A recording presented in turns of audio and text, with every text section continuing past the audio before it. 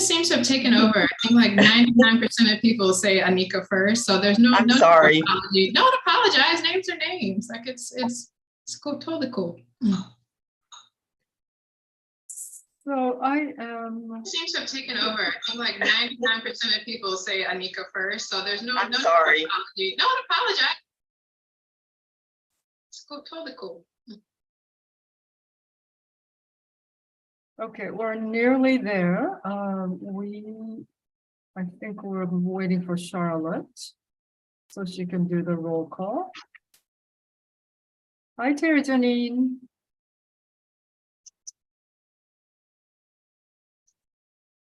And here is Robert.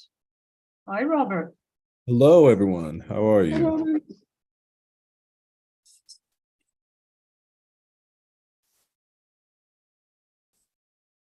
Just 1 minute and we will get started. Hopefully Charlotte will join us.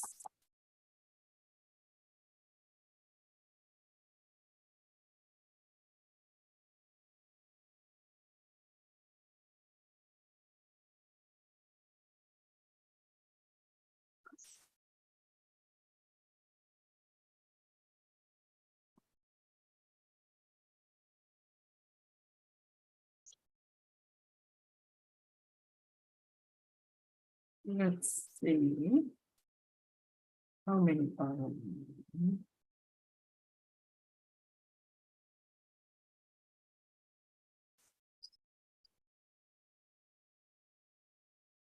Let's see. I think we have a quorum. Did we just lose? I think Ellie's trying to re-sign in. Just wait for Ellie to come back and then maybe we can get going. We have a quorum. Did we just lose? I think Ellie's trying to Yes, she said she had an audio issue, so I think she. Just wait for Ellie to come back and then maybe we can get going. We have a quorum. Did we just lose? I think Ellie's trying to Yes, she said she had an audio issue, so I think just wait for Ellie to come back and then. So I think there is a significant echo. Did we just lose?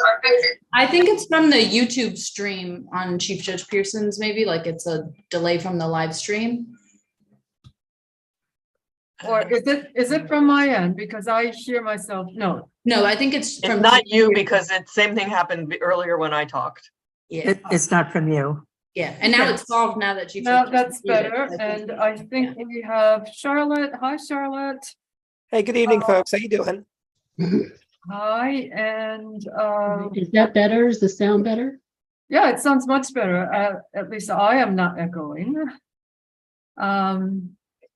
Let's see, we're just waiting for Ellie, but I think we have a quorum. So let's get started. So today I am calling this DC Commission on Human Rights meeting to order. Today is January the 11th, 2023. The time is 6:34 p.m. This is Motoko Aizawa, chair of the commission. Welcome everybody, Happy New Year. We are ready to get started. So, Commissioner Clymer, would you do the roll call, please? Yes, I will. Oh, you know what? I don't have the list. I'm so sorry. Where can I find that, Madam Chair? I think Eric forwarded to you. Thank you. I'll drop it in the chat for you. Thank you so much. Appreciate it. Just I want to make was sure sent every out name. earlier. Yeah. Well, it's a mere formality. We are all here more or less. So, you know what? We could also take this opportunity to just introduce ourselves to our guest, who is Lauren Taylor. You see Lauren Oh, there it is. There it is. screen already. So let's. Okay, here we go. Okay, great. Madam Chair, sorry about that. No problem. I have a new laptop, folks. My camera broke though. It's not been a good day. That's okay. I will initiate roll call. Matuka Asawa, Chair. Here, Winter Allen. Here. Stuart Anderson. Stuart Anderson. Robert Baldwin III. Here. Dr. Maria Burnett. Dr. Maria Burnett. Charlotte Clymer is here. Eleanor Collinson. I'm here. Brian Griffey. oh, Brian is no longer with us, so I Oh. think that is a mistake. No worries. Lauren Sorry about Lowry. that. Lauren Lowry's here. Nope. Okay. No, Adam Lauren's Meyer. not here. Adam Meyer. There he is. Present. Karen Mulhauser. Here. Terry Janine Quinn. Here. And Anika Simpson. Here, Annika. Oh, I'm sorry, Annika. I apologize for that. All right. So we have only 2 absences. That's the attendance for today, this evening. Okay, that is excellent. So we have a quorum, so we can go on and take official decisions. So the first agenda item is the adoption of this particular agenda, which has been circulated. And I propose we adopt the agenda. Is there a second motion to adopt the agenda, please? Second. Thank you so much. So we now have an agenda and we move on to the adoption of our minutes from our last meeting, which was on November the 9th. The minutes have already been circulated and commented on, and so I propose that we adopt the minutes as circulated. Is there a second motion to I adopt? second. Thank you I very second. much. So thank you, Karen. So the minutes have been adopted. And now, today, we start off with a very special treat. We have Lauren Taylor with us. For those of you who were not at the gala, she is the this year's winner of the Neil Alexander Humanitarian Award. And we had a very nice gala award presentation that was on the 6th of December. It feels like a lifetime ago. Anyway, but Lauren kindly agreed to join us at this meeting and sort of quickly give us a sense of her work. So she's gonna tell us her incredible journey to where she is now. She is with Defend Yourself, but she's done a lot of different things to support the this intersection of gender and human rights, which was our gala theme, right? And we just saw a lot of connection between our gala theme and her work. And so now I'm going to turn over to Lauren and ask her to say a few words. I should also add, though, that Lauren's brother made a very nice video about her work, which I think had been circulated already. And so if you want to take a look at that on your own in your spare time, please do. And if you don't have the link, perhaps Judge Pearson or Judge Ash can post that link. But without further ado, Lauren, I turn the floor over to you. Thank you so much. And thank you for inviting me back. Good to see some of you again and to meet some of you in person, more or less, for the first time. I'm here to do whatever is most helpful to you. At the commission's invitation, I gave a 5-minute speech, and very nice to have the commission also invited me to have a 2-minute video about my work. Very nice to have a filmmaker in the family because my brother assembled it. It's 2 minutes long. Both the speech and the 2-minute video are available at the link that I just put in the chat. So for those of you who weren't there, feel free to go and take a look. There's also some nice photos from the event itself, including one of some commissioners and all the winners, including the emerging leaders. So I was very shocked and honored. I really want to use this time, however, is best for you all. I don't think giving the speech again is probably the best way to do that when you can just read it. But would be happy to answer questions about my work or to give you a quick summary of kind of what I've done over the last, I don't know how many years it's been since I started in 1978, but it's been a heck of a lot of years. A quick summary of all the things that I've done and maybe answer any questions or talk about ways that we could collaborate in the future or whatever sounds best to you all. That sounds just fine. Thank you so much. Okay. Some of this is going to repeat the speech a tiny bit. Let me just get this chat out of the way so I can. I grew up in DC. I don't think DC is any more has any more street harassment than any other big city, but since it's the big city that I grew up in, I experienced a lot of street harassment starting when I was 11, which is the average age in the United States for street harassment to start for girls. And what that meant to me was you know, a kind of ubiquitous sense of fear and not belonging in public spaces because I could be threatened at any moment. One thing led to another. I will skip my teenage years, and this is a very DC story. I was listening to WAMU probably in the relatively early years of WAMU in 1977, when we still had things called PSAs, and somebody was announcing that there was a hotline for abused women being started. And so since I had done some peer counseling before, I was like, oh, cool, I could do that. That was like all the intentionality I had about it. And so I joined the hotline, and then those of us who were hotline volunteers ended up founding DC's first shelter for abused women and their children, which was my sister's place.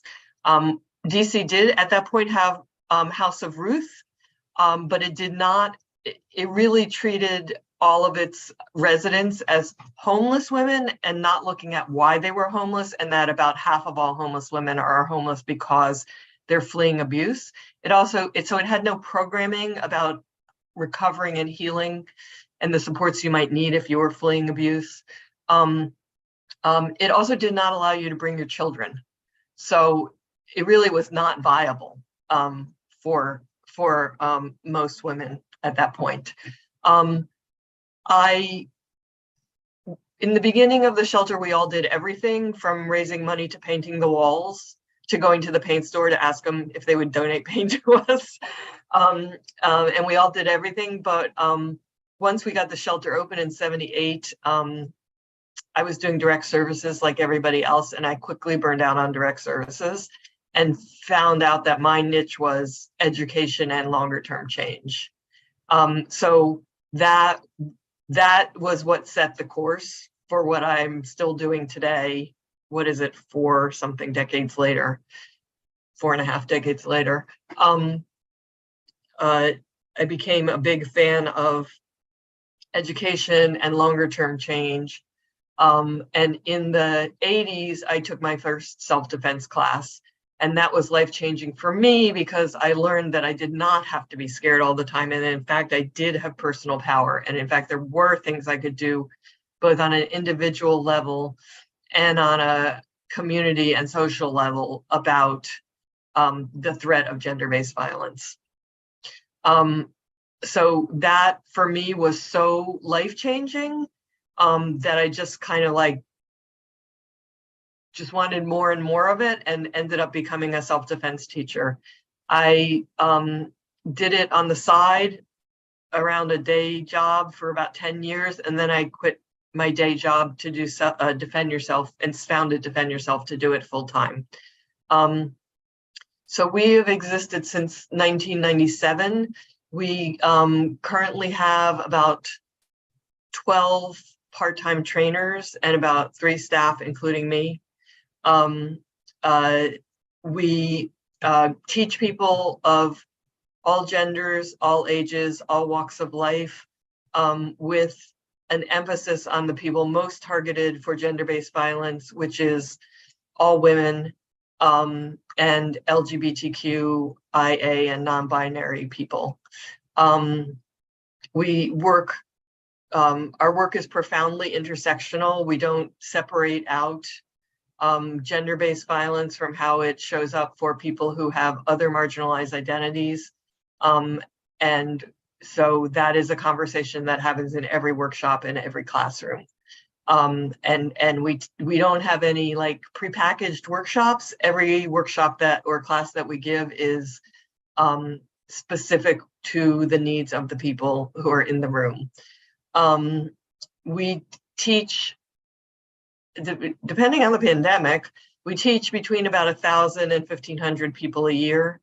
Until the pandemic and the rise of Zoom, that was pretty much all in DC and nearby Northern Virginia and nearby Maryland, and with a few teaching at conferences around the country. Once the pandemic came, we also have been teaching more online workshops, so we've been reaching people in other places, but DC is really our home and where we do the vast majority of our work. People have their own versions of my life transforming experience, of, you know, the ways that they limited their lives, the ways that they lived with fear, the ways that they felt powerless. And then once they have these skills, they find they can have more of the lives that they want, they can take up more space, and they can also become more agents of change themselves, so that we're not just changing individuals' lives, but we're changing community and society. The big excitement this year is that after many years of trying, we finally got a grant to do a empowerment self-defense series for DC's trans residents. Maybe 4 or 5 years ago, I was approached by the head of the trans wellness program at DC Department of Health about doing something like that. And every time we were this close to getting it done, something would go wrong in the bureaucracy over there and it would never happen. But this year we got a grant from a mayor's office on LGBTQIA affairs. And ever since the first conversation with the Department of Health, I was like, we will do this. I'm thrilled about doing this, and I will only do it if the first step is to train DC's trans residents to be trainers. We have trans trainers, but we don't have any trans women trainers. All of our trainers who are trans right now are trans mask. So, so that to me, in terms of like integrity, and the right way to make change, is #1 on the agenda. So the first thing what we're going to do is we're going to recruit a cohort of community leaders who want to become trainers, and train them in that. And then we've kind of been told we'll get funding again next year, and next year we'll have those people working with our existing trainers, our more experienced trainers, to train the broader trans community in empowerment and self-defense skills. So that's huge. I'm really, really thrilled that that's finally happening. And I bring it up here in part because it is another DC government initiative. You know, it came through this community development block grants that all the affinity, mayor's office affinity groups have that money.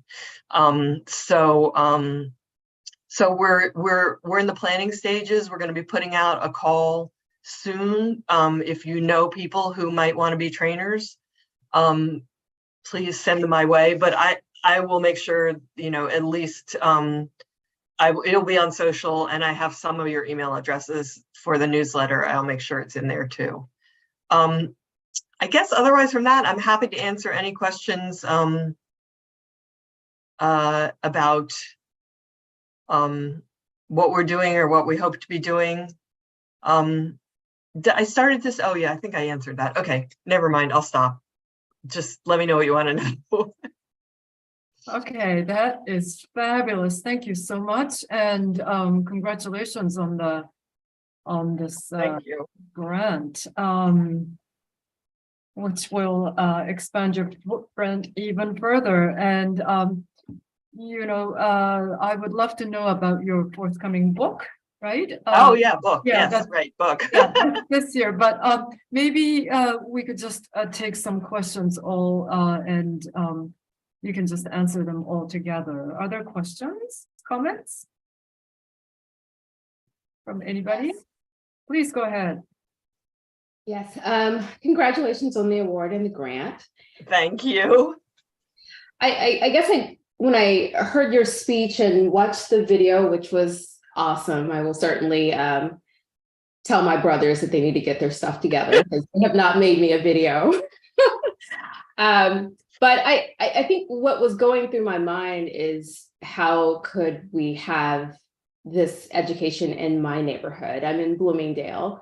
And I wanted to know, is this something like, do you take this show on the road? Could our civic association maybe have you come out and do a class? And what's involved in that? Do we, do we have individuals pay? Is there an overall fee? Is it something we could sponsor? How does something like that work? I can totally answer all that. I think Motoko wants to collect questions first, and then I'll come back to that. Any other questions, comments? So Lauren, why don't you go ahead and respond to Terry's Janine? Adam, were you saying something? Oh, sorry, excuse me, I didn't hear you. It's very difficult for me at this moment just to talk about this.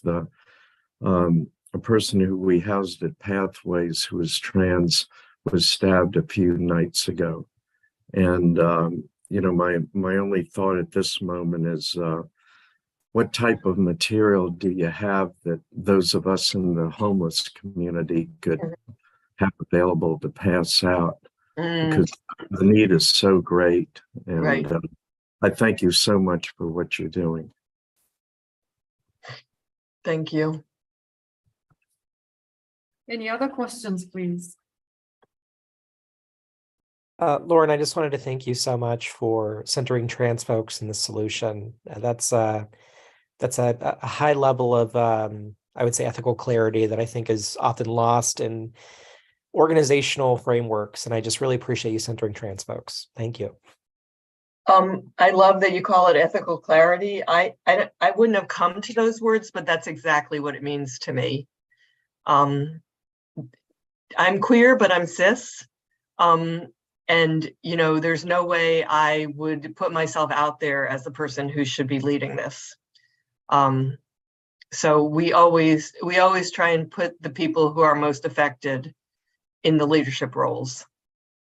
Well, you have my gratitude and admiration. Thank you. Thank you. Same to you. So let me jump into the 3 questions I have so far, and then if there's more. So yes, I am writing a book. Its pub date keeps getting moved, but it's either late September or early October. It is called Get Empowered, a practical guide to thrive, heal, and embrace your confidence in a sexist world. And it is, again, primarily for all women and LGBTQIA and non-binary people and genderqueer people.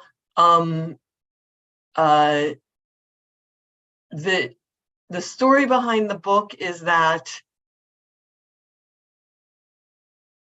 here's how I come to it. And I have a co-author who would tell a slightly different story, but I can teach you all the verbal self-defense skills that I have, like assertiveness and boundary setting and de-escalation, asking for what you want, et cetera, et cetera. And I can teach you the physical self-defense techniques, like the hits for worst case scenario if you have to physically defend yourself. But if when you go to use those skills, you, particularly if you were a socialized female, and you have words in your head that say things like, oh, but I don't want to hurt their feelings, or I don't want to be rude, or what if they don't like me, then it'll become very difficult for you to ever use these skills, even if you have a good handle on them. And so this book is about the way that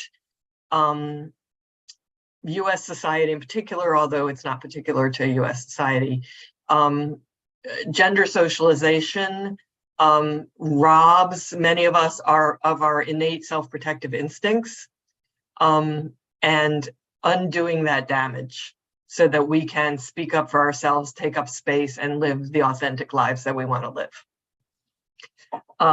I'm very excited about the book because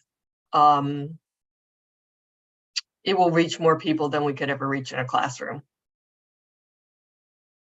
And people can, you know, just like with our classroom stuff, people can take what's the content and do whatever they want to change their lives. Terry Janine, you were the one who asked about your neighborhood, right? So we do two things, and the answer is yes, we can do everything you asked for. We do two things. We set up what we call public classes that anybody can sign up for, unless there's an identity thing, like maybe it's for middle schoolers, in which case none of you qualify. But they're open to the public, and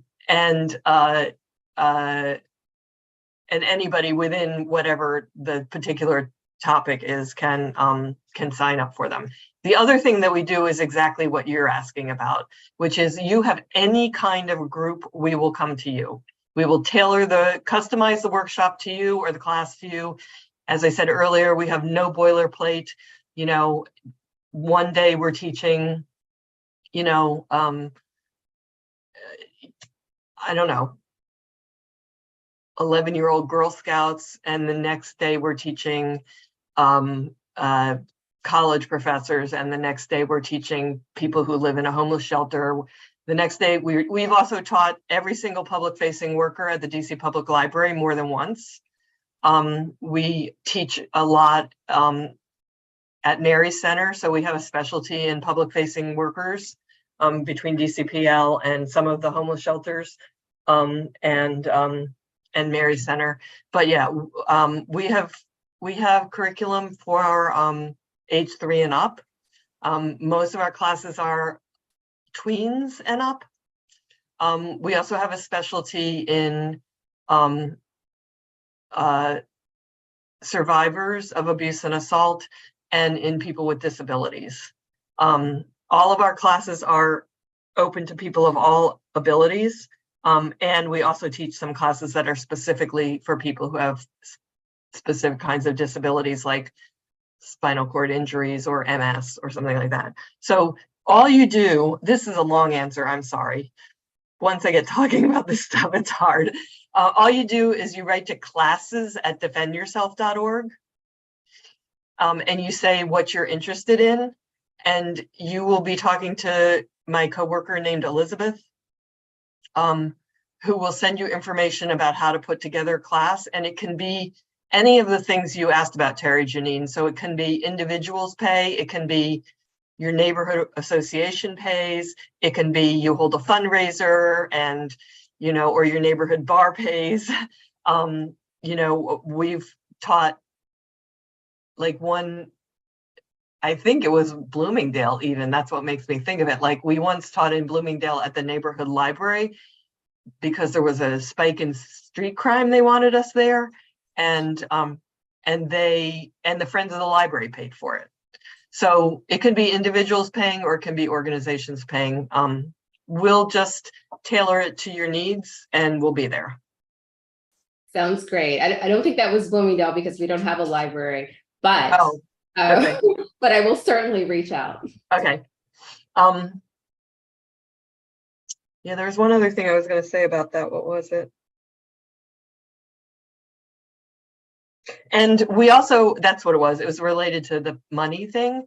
So we are primarily a fee-for-service organization. The grant from the Mayor's Office on LGBTQ Affairs is extremely unusual for us. We're almost all fee-for-service, but we keep it as accessible as possible by having a very profoundly sliding scale. So a small neighborhood, all volunteer organization with no budget pays way less than some of our big clients, like, you know, a law firm, or we used to teach at the World Bank. We used to teach at Discovery Communications when they were in DC. So we have a very slidey scale. So that we try and make it so that we never have to turn anybody away. And in terms of individuals, if you have a class where individuals are signing up for it, we never turn anybody away for inability to pay.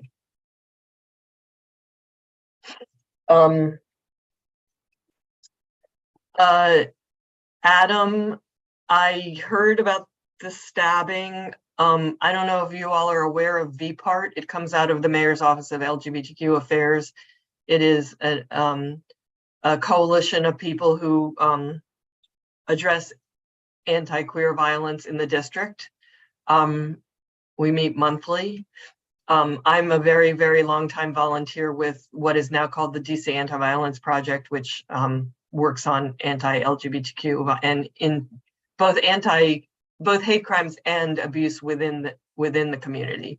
And we are members of that. We're having an emergency meeting tomorrow night because of the spike in anti-trans violence. Although I have to say, you know, it spikes with some regularity, so I don't know at what point it becomes sort of normative.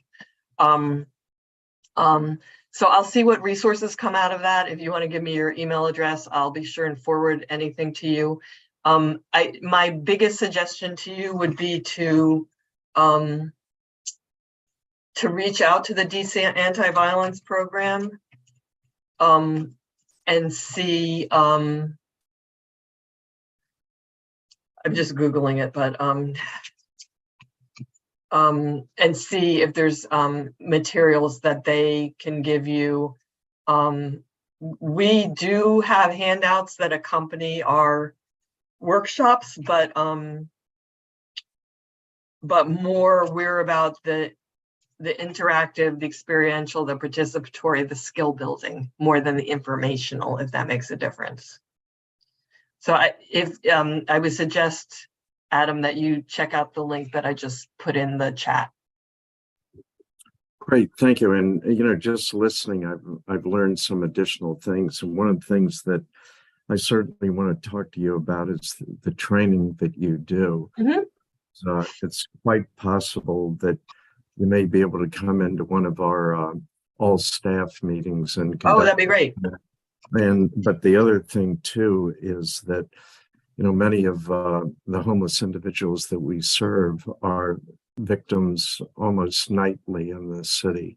Yep. And we may be able to set up a way in which they could receive the training from you. Absolutely. So We would love to do Let's that. have that discussion. I'll send you my email. Okay. Thank you. I put in the chat the person who on our staff that you can reach out to, who can walk you through that process, make that happen with you. Ellie? Nice to meet you, Lauren. I'm sorry I missed the gala. My 78-year-old mother wanted to see the Northern Lights, and I wasn't going to say no. Of course. Priorities. We were in Iceland. So I could spend a lot of time just recount, like, wow. I mean, everything that you've just told about your life story. I'm going to just dig into one piece of what you said, if that's okay, without sort of the recognition of everything that was so elegant and wonderful about everything you're doing. I'm hard of hearing. I don't know when I'm being harassed until it escalates. And I just want to make sure that you were articulating some of the access needs that individuals would need in terms of a physical experience in your training, but to also be thinking about both this from the standpoint of deaf and hard of hearing, or folks who have neurodivergent senses of what's happening to them in their environment, but also language access, right? So some of the same experiences can be had by someone who doesn't understand English or the language of the person who's harassing them. So just wanting to kind of hear if that's been considered. It sounds like in many cases your training has been responsive to the sort of supply and demand of unfortunate circumstances. And of course, we have Gallaudet and other institutions in the DC area, but I just thought I would just touch on that. Thank you so much for raising it. We do all the things that you're asking about, and we could do a lot better. I have worked a fair amount on the Gallaudet campus, where, you know, there's always an interpreter in the room, but on the Gallaudet campus, pretty much everybody uses ASL. Whereas, you know, when we're teaching community classes, there could be hard of hearing people who don't use ASL, and that's more of a challenge. But when we do it on Zoom, you know, there's transcripts, there's closed captioning. We've been able to do that somewhat successfully. As I'm sure you know, it's not a perfect product. So I'm always open to how we can do better on that.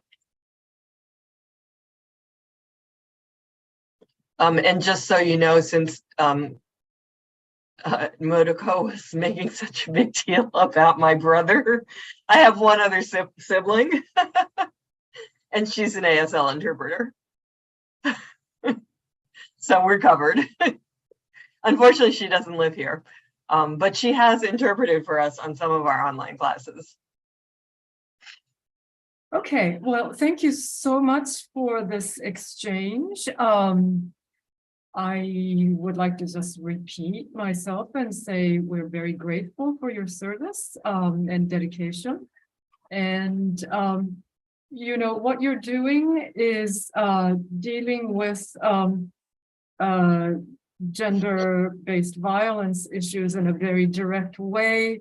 We come about it in a slightly different way through the lens of discrimination, but we are, this is sort of a continuum, or you know, what we do should be considered part of the toolbox for empowering women and all the other types of people that you mentioned. And so as a result, you know, just as much as we would love to understand better what you're doing, and perhaps some of us will have a chance to participate in your training in one way or another, perhaps there's a chance for you to, we could invite you to some of our training on discrimination and DC Human Rights Act, at least for you to have that as also part of your arsenal of, you know, a part of the tools that you can mobilize, depending on the circumstances of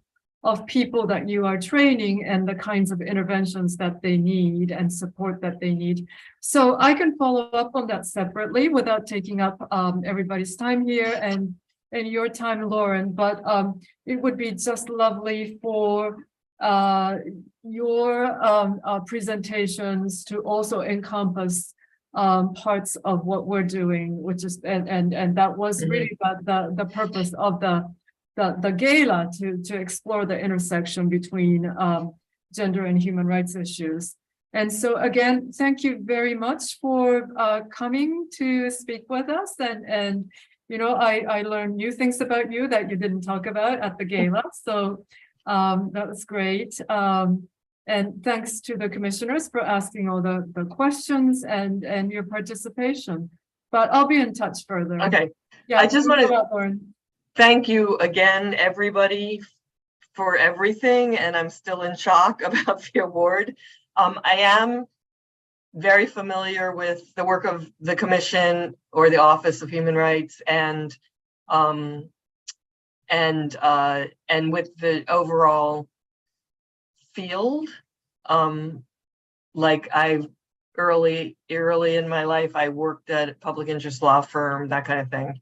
And I do refer people to you all who I think have complaints or have questions about whether or not they have a complaint. Yay. I'm happy to talk about that more. And if anybody else has any other ideas for collaboration, I am totally around. I'm just putting my email. Yeah, so Lauren, if you need to reach any of us specifically, you could just let me know and I can facilitate that, vice versa. And great that you're familiar with the DC Human Rights Act and you use that to your advantage. So that is just wonderful. So you're just a quick follow-up on the gala. We will probably have a small place on the OHR website that will summarize the gala and the outcome. We'll probably post your a video and other things. So we'll come back on that also, just to make sure that you're happy with the content that we're proposing. But thank you very much for spending time with us. You're welcome to stay with us, but also if you need to hurry for dinner or something else, you're welcome to go. Thank you all so much. It's great to meet you all, and I hope we stay in touch. Definitely. Thanks a lot. Thank you, Lauren. All right. Good evening. Bye. To you. Bye. And now I am going to move to the next agenda item, which is Director Kynes' report. Nim, please go ahead.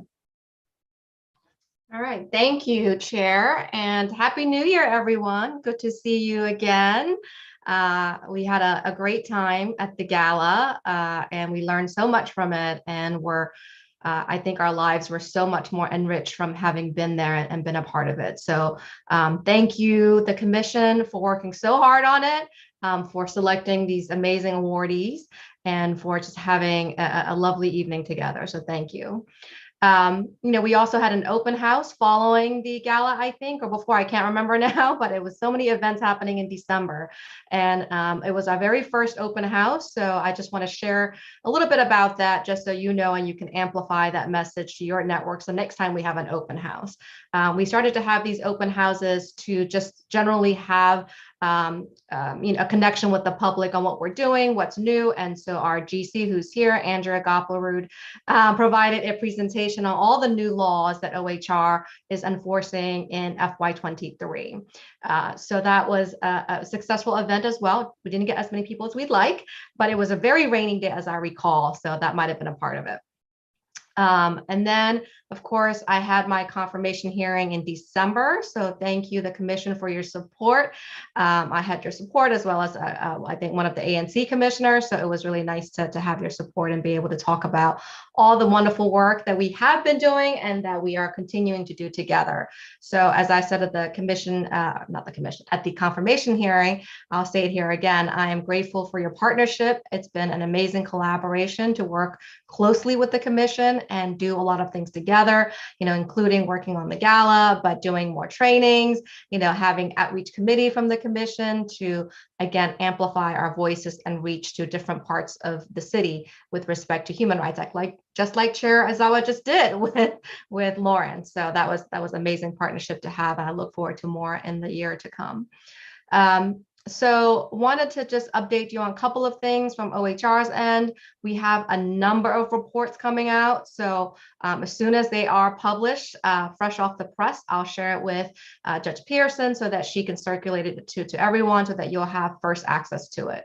But one of the reports to come out that's very important this year, it's a special year, is our youth bullying prevention report. It's a biannual report, which means we only do it every other year. And so this is a year that we will be producing the youth bullying prevention report.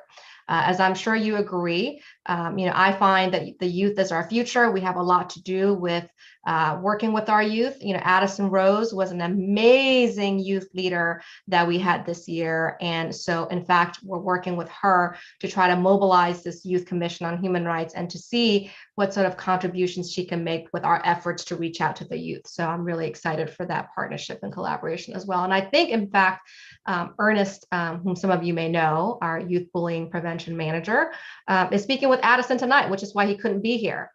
So I will let you know what result from that, but we're excited.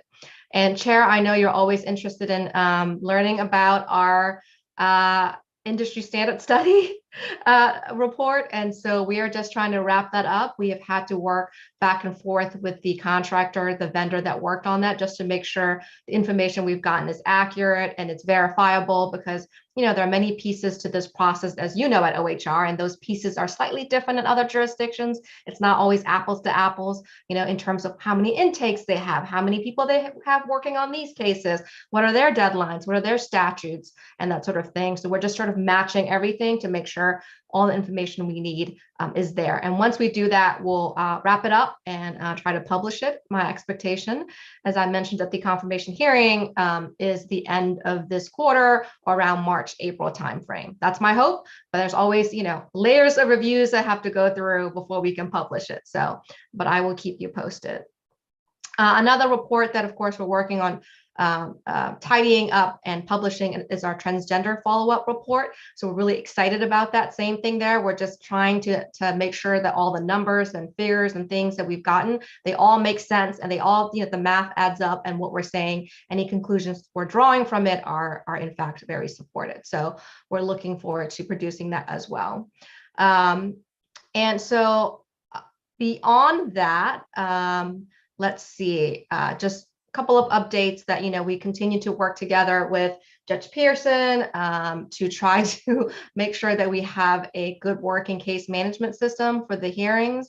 And so we've met with Synergy a couple of times. We need to do a couple more follow-up meetings, but I am in search of a chief technology officer. I think I've maybe shared this with you in the past. So again, if you know anyone who fits the bill, who has technology skills, that want to work in government, that want to be a part of the crew that enforces human rights, I'd love to talk to them. Please let me know.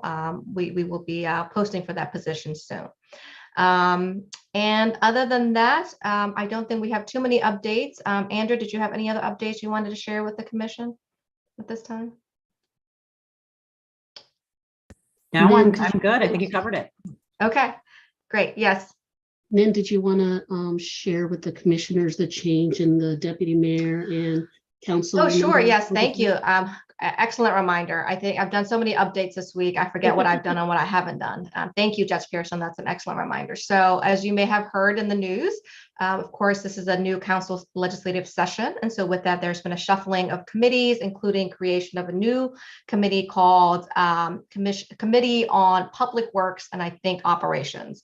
And so as a part of that, and which is being headed by Councilmember Nadeau. So now our oversight chair is no longer Councilmember White, but Councilmember Nadeau. And so I understand, again, fresh off the press from my conversations with folks today, that they're still actually, forming their committee and making sure they have sufficient staff. And so they've reached out to us, as a matter of fact, for a performance oversight hearing, which I think we're working on it, firming it up. And if it's okay to share, Chair Azawa and Judge Pearson, I think it'll be on February 9th. But we will confirm that as soon as we get the confirmation from the committee. But that's new. And also we've gotten a new deputy mayor. As you know, that position was vacated, I think, in about October, if my memory serves me right. And so now we have a new deputy mayor. Her name is Lindsay Appiah. I don't know if some of you may have had a chance to interact with her, but she was the prior chief of staff within the deputy mayor's office. She is an attorney. She used to work at the, I think if again, memory serves right, Department of BYRS, Youth Services. And so she's a great partner. I've worked with her closely. She understands Office of Human Rights, Commission on Human Rights. She understands the work that we do. And so I'm looking forward to her leadership. I think she might be the first female deputy mayor in that particular cluster of, public safety and justice, where we have MPD and Fire EMS and Department of Corrections. And so I'm really proud to have her as a boss. And so congratulations to Lindsay Appiah, who is our new deputy mayor. Thank you so much for that update. Charlotte, did you have a question? Oh no, I was using the clapping emoji to Yes. cheer on Excellent. our fair director. Yeah, and congratulations on all the progress you're making, particularly the publications. great work. And of course, we're looking forward to collaborating on the oversight hearing details. But if there are no more questions, I suggest we move on and ask our Chief Judge Pearson to update us and give us our case inventory. All right, good evening, everyone. Couple of operational updates. We have been a little behind with the reappointments because the person who oversees the commission and several other boards and commissions, she's been on maternity leave, but she is back now, and we have met, and she is moving forward on getting all the reappointments put on the calendar, but there's no reason to be concerned because you're still covered for the 180-day holdover period as commissioners. So it will be done before the end of that 180 days. As far as we have 3 vacancies still on the commission, and MODA just forwarded me 5 applications that they've received. So we'll be working in the next 2 weeks with MODA and with Chair Aizawa to schedule the interviews for the new people. So hopefully we'll have those vacancies filled soon. I think the newest commissioners, you should have received your email addresses from probably either from MODA or it might have come from Octo. But they said they have set them up. I checked and you're listed in the global address. So you should have your DCBC emails now. And I just also want to remind everybody to please log in once a month at least to your DCBC email, or it will become inactive. And as you know, we won't send any confidential documents to your personal email. We will generally send the personal, if it's a confidential case document, we send it to your DCBC email, but I'll send you an email telling you I've sent it and please check, make sure you check your email. But we're frequently having to get Octo to reset the commissioner's email. So if you just log in to your email once a month, it won't go inactive. I've given you on the handouts the updated tribunal schedule for rotation. We have 2 cases ready for tribunal right now. One has already been scheduled, one is in the process of being scheduled, and we have 2 more that are going to be ready before the end of the month for our tribunal. So you'll see where you lie on those lists. Also, I'm going to share my screen with you real quick. We did successfully publish our first case in the DC Register.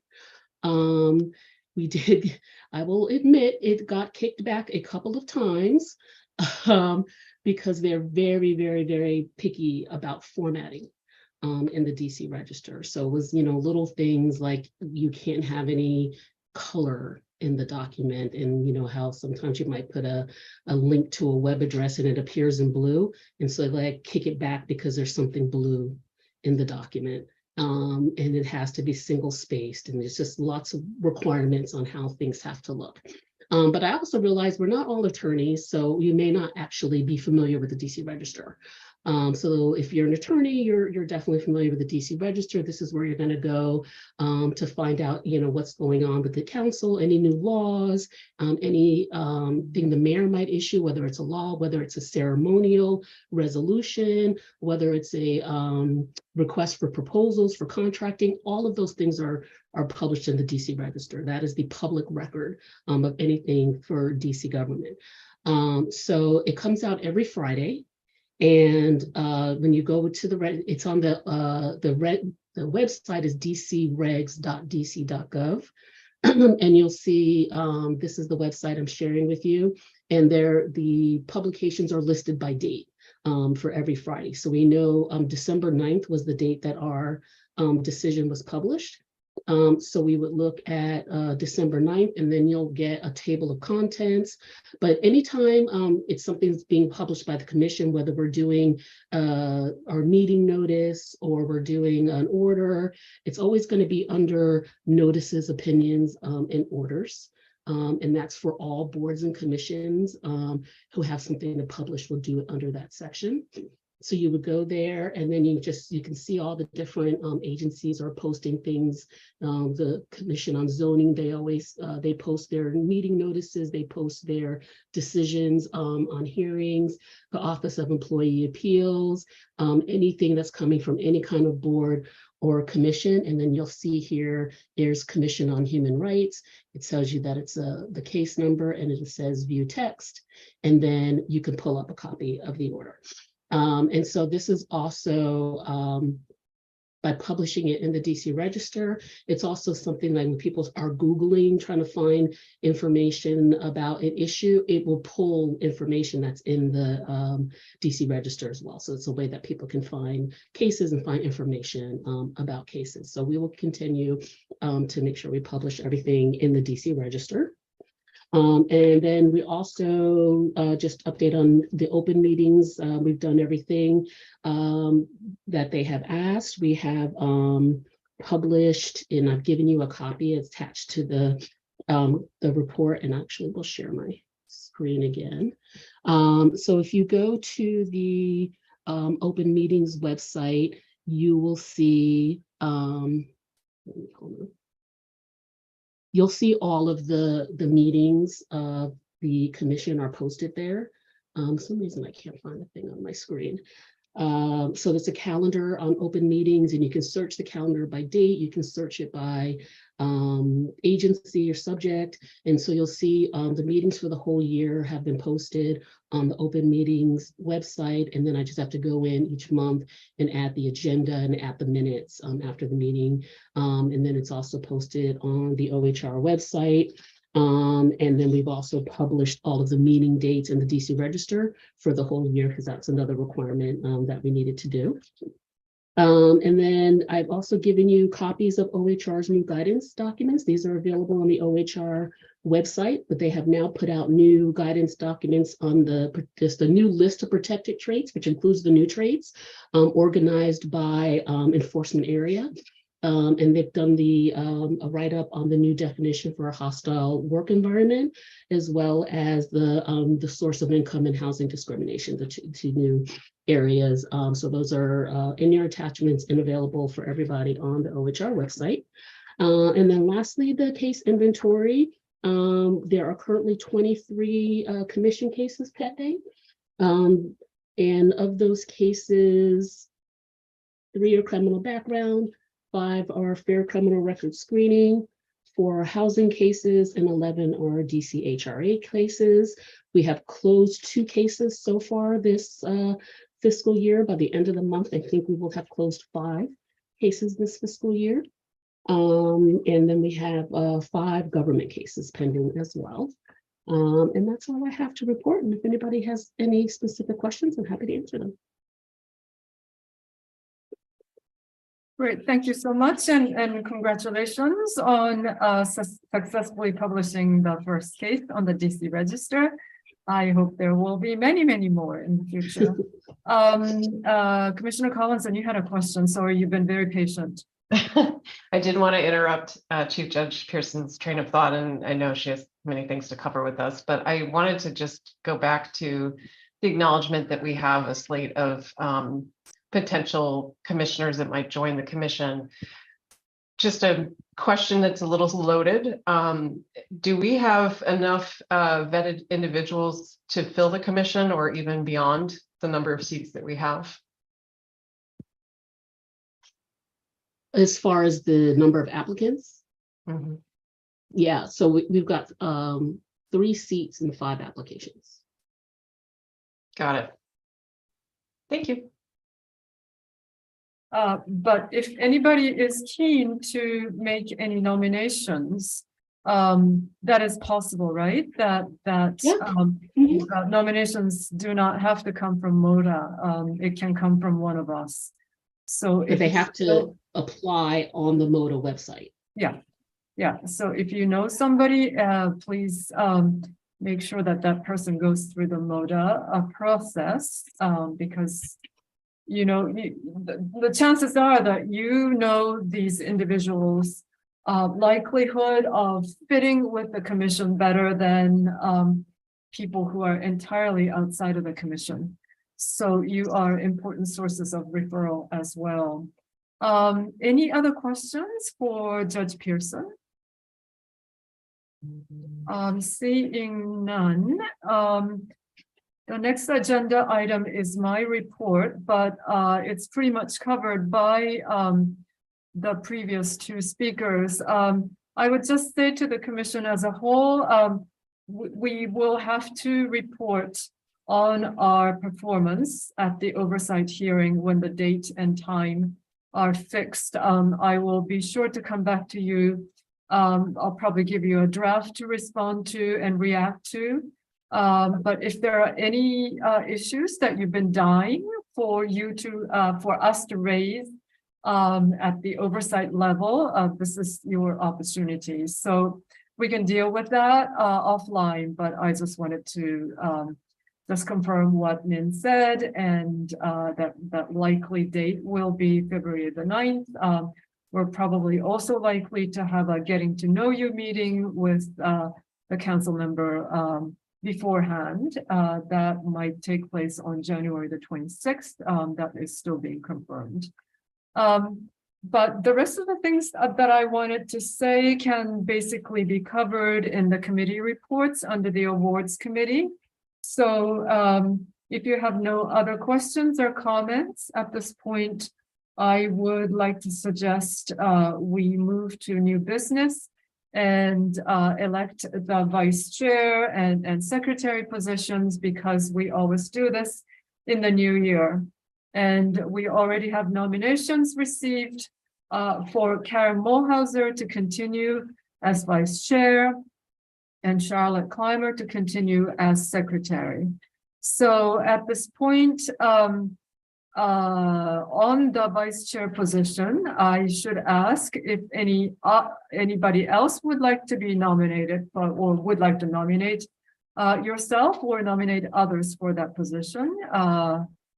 Please go ahead. And seeing none, I would like to suggest those in favor of Karen Mulhauser's nomination, please say aye. Aye. Yay. Aye. Those opposed, please say no. Hearing none, are there any discussions? Just a big thank you. And I won't give a campaign speech. Okay, a big thank you to you, Karen, for your willingness to continue to serve. You're a very important ally and resource and cheerleader and source of knowledge and everything else. So thank you for your willingness to serve, and congratulations. Now on the position of secretary, Charlotte Clymer has been nominated. Is there any other nomination for that position? Seeing and hearing none, those who are in favor of Charlotte continuing as secretary, please say aye. Aye. Aye. Those opposed, please Aye. say no. Hearing and seeing none, I assume no discussions. My fellow commissioners, thank you. And I pledge to do the next roll call with competence and enthusiasm. Excellent. And much more, I'm sure, Commissioner Clymer. Thank you again for your willingness to serve, and your also weighing in on the commission agendas and so on and so forth, which is part of the job of the executive committee. So having done the election, and again, congratulations to both of you. I don't think we have any old business item, and if that is the case, we will move to a brief update from various committees. I will just kick off and say that those who did not come to the gala, you missed a great treat. It was a very nice event. I was very happy that we were able to do this actually in the old council's chamber in One Judiciary Square as opposed to Metropolitan Square. And we had about, I am guessing about 120 people or so fairly well attended, and the acceptance speeches were just outstanding. But I have to say, everybody commented on the 3 speeches by the emerging leaders, and they were just outstanding. Erica, do you have Addison's recording? Is that something you can play? Yes, I Okay, do. great. That would be a treat for us. Thank you. Happy to share with you. You've already heard Addison's name mentioned tonight, working with Ernest and the reaching out to the youth for youth bullying. But she's the what do they call, student mayor for the mayor's youth leadership group, as well Youth as mayor, the I student think she's president. called. Youth mayor. And you know, we're hoping to also, I think the outreach committee is looking to establish perhaps a young commissioner and working with Addison on that. And so I think, you know, she's a person just to keep your eye on for the rest of her life. And she really had a nice, inspiring speech. And it's one that everybody was talking about. So I just wanted to share it with everybody who wasn't able to be at the gala. We don't act now, how can we truly ensure that our future is positive? How can we guarantee the generations to follow don't have to deal with the discrimination and inequity we see way too often? The answer is that we can't. This is why I use my voice, calling our youth to action and reclaiming the voice our country's leaders try so eagerly to silence. If we know the importance of issues like voting rights, women's reproductive rights, gun violence, financial literacy, mental health now, we withhold all of the power in the world to do something about it.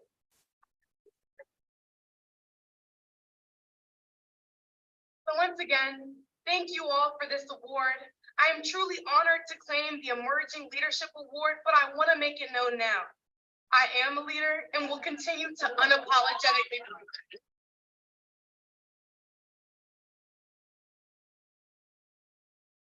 Yeah, so I had my 18-year-old daughter at the gala who happened to know Addison. I didn't know that they knew each other prior to the gala. And after Addison gave her remarks, my daughter was like, oh, I gotta step my game up. It's like, yes, you do. Yeah, thank you so much for sharing that recording. Luckily, that was taped by Addison's mother, I believe. We had a videographer in the room, but unfortunately, her equipment failed. And so we only have recording of the top bit of the proceedings and unfortunately, none of the victory speeches. But I'm glad that Addison's bit was retrieved. And so we'll try to put that together with Lauren's video and other things and try to promote the event further on the OHR website. But at this point, I just want to thank the awards committee. That is Adam and Karen. Karen being available as an extended or a member of the outreach committee who was supporting the awards committee. Thank you so much for your work, as well as Director Kind for supporting us and making her valuable staff people available. They were just amazing. So I won't go into the details of who they were, but they were just incredible contribution to the event. And of course, Judge Pearson for doing just about everything from presenting the award to bringing flowers to the venue to making sure that the wine was there and all the other details of the event she oversaw. So thank you very much. And I would like to make my usual pitch that whoever would like to be part of this awards committee this coming year, you are very, very, very welcome. And I won't belabor that point, but I think that perhaps some members of the committee would like to be replaced and be given a little bit of a respite. So please think about helping us out in this coming year. And I'm going to move on now to the Outreach Committee. I think Karen, you would like to give a quick update, please. Yes, I'll give a quick update. First of all, the Outreach Committee has not done as much this last year as we had hoped that we would, but this year in 23, we're going to be, we have opportunities to do a great deal. And I'd like to encourage not just the Outreach Committee, but all of us on the commission to attend the January 25th training session. And we can circulate that again, but it was circulated earlier. It's an opportunity for us to learn how best to present the work of the Human Rights Office. And the office of the Outreach Committee will be meeting sometime in the not too distant future, and will, in addition to other things, be talking about some of the opportunities that we will have. The Office of Human Rights Communications Department is setting up a program with DC Public Libraries, and what a great opportunity that will be for the Outreach Committee, not only at the MLK Library, but at all of the community libraries to do outreach to our communities.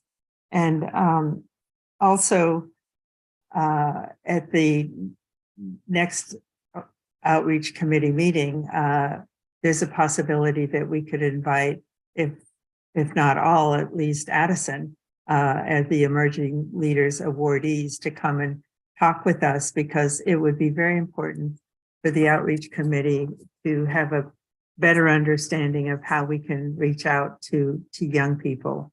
And this is something that I became very aware of at the very first learning lab that OHR organized, when I had a long conversation with a high school senior, a young woman who was a victim of assault and was not as aware as she could have been about the opportunities for through the Office of Human Rights to have relief. So I stay tuned, committee members, because soon we'll be meeting either in person or virtually to talk about our activities in this year. Thank you very much. I will now give a very quick update on the Rules Committee. Oh, excuse me. Please go ahead, Terry Janine. Sure. Commissioner, thank you for that report. I think this question is maybe directed to Director Kine. I'm really interested to know whether we've made any progress in setting up a training session that is actually on a weekend. The commissioner has been really vigilant in passing on the information about the trainings that have been available in the past, but they have typically been during what I consider to be a typical work day. And we're now asking folks to take off work time, hours of work time, to attend these meetings. And I know in the past we've asked for them to be recorded, and we've run into some technical difficulties and have not been able to achieve that either. So if there's been any advancement on either of those options, I'd be excited to know about that, because I know this new training on the 25th is also during the middle of a workday. And it seems, as I recall from our past meetings, that this is really one of the more critical steps of us being able to take our outreach further. So it's really important that we move the ball forward on getting the training to be more accessible to people who work typical work hours.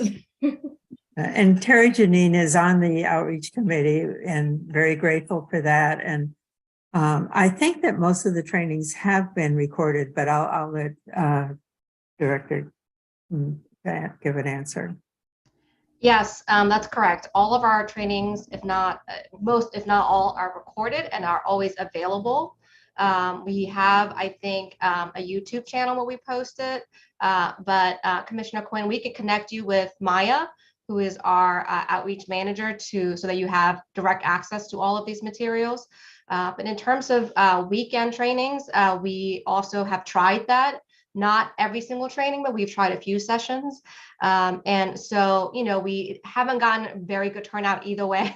So we're trying to experiment with different ways to get more participants. We thought there's screen fatigue, so we tried doing in person. I can't tell you the number of times we had like food that gone on unconsumed because we didn't get as much turnout. We tried to do hybrid. And so we're actually going to invest in good equipment. Actually, I was telling the staff the other day, so that we can do more of a hybrid training program where folks that want to come in person can come, and folks that can have to stay home for whatever reason, right, can stay home and view the training. So yeah, we definitely have more efforts to engage in training other than 9 to 5, in the hours of 9 to 5. Okay, that is very good to hear. That is absolutely news to me. The last 2 times that we've been told about trainings, I've followed up at the next commission meeting and asked for the link to the video and was told that it was not available. So if there is a link available, I would absolutely be, that answers all of my concerns, and we can move forward in that way. Yeah, and if you have a specific training you're looking for, just let me know. Again, I'm happy to connect you with Maya, our communications manager, and connect you with it. I will be shocked if we don't have it. That'll be news to me. So I hope that's not the case, because I'm pretty certain most of them are recorded. And even I think Commissioner Mulhauser is surprised to hear that it might not have been available at the time, maybe, and then maybe she didn't get a chance to follow up. Yeah, that could be it. Yeah, but it should be available. Yeah, I would also like to remind everybody, Judge Pearson has a series of slides that she uses for training new commissioners, right? And they are also incredibly detailed and useful. So if you need a refresher, excuse me, just know that those resources are available. And I think that they would be very useful in getting people to understand, particularly the process involved in bringing cases under the Human Rights Act, which are usually the standard questions that I receive from people whenever I go out and mingle. So just to remind everybody, and in fact, maybe it's good time to just circulate those slides again. I can coordinate that with Judge Pearson, but just as a reminder to anybody who's interested. So if that's okay, on the Rules Committee, we are now fully constituted. We met and defined our work. And not surprisingly, we have a couple of areas in which we will have to go through an emergency rulemaking process. This relates to the topic of dismissal, but potentially a couple of other issues. So we will be working closely with Judge Pearson. Again, we're very grateful for Judge Pearson's support and her incredible depth of knowledge on all things rules. And so we will be meeting to discuss the first draft of what needs to be addressed. But what I would like to just emphasize here is that the full extent of the revised rules will come to the commission for approval. And so this is not just the isolated work of the Rules Committee, but in fact, everybody will have to get involved before it can move to the next phase. So just want to give you that warning. We will probably have something in February, March time period, I would think. And perhaps if we're lucky, we could take a vote on the matter in March, if not sooner. And if it's sooner, we will do it by no objection. So that is a quick update. Any questions on the committee work, please? Hearing and seeing none, I will move to any announcements to be shared. Please go ahead, Karen. Just very, very briefly, those of you who've been on the convention for a while know that I have occasionally reported on legislation through DC Council on gender equity. And it's called EDA, the Elimination of Discrimination Against Women legislation, which was passed by DC Council and clearly within the realm of the Human Rights Act and the work of this commission. And it was passed by 2 votes and was sent to the mayor for signature. And the mayor has until tomorrow to sign it. If she doesn't sign it, then it automatically is law, and then will go to Congress to be approved.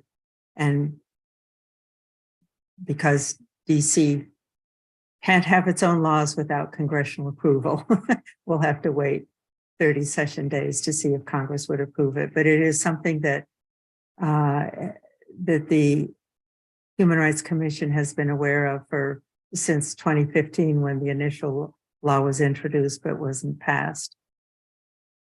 Thank you very much for that update, Karen. And I know you worked very, very, very hard to support that. So congratulations. And again, thank you for sharing that update with us.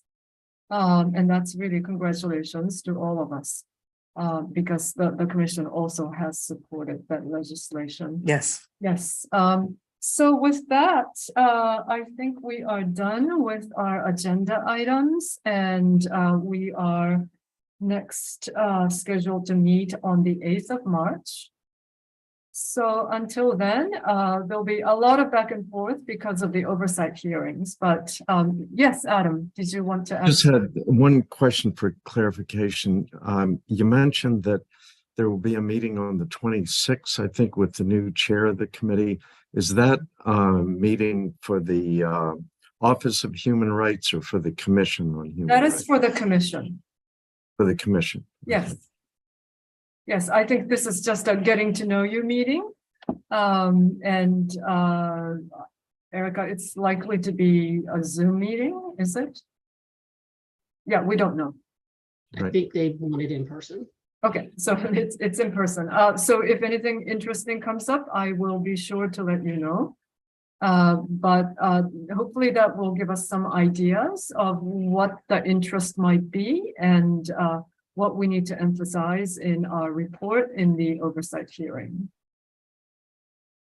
So we'll be busy, but until we meet each other in March, be well. Maybe the next meeting can be a hybrid meeting. So some of us can be together. Terry Janine, did you want to say something? I did. I was trying to correct the record. So I think Director Kine is right.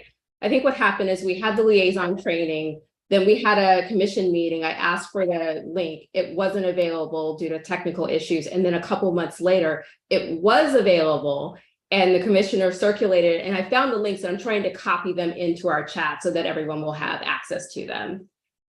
Thank you very much. Yes, it's worth going through the training. It's worth going through Judge Pearson's slides. It's worth getting us updated. So please take the time to do that. And Terry Janine has just demonstrated why she's an excellent member of the Outreach Committee.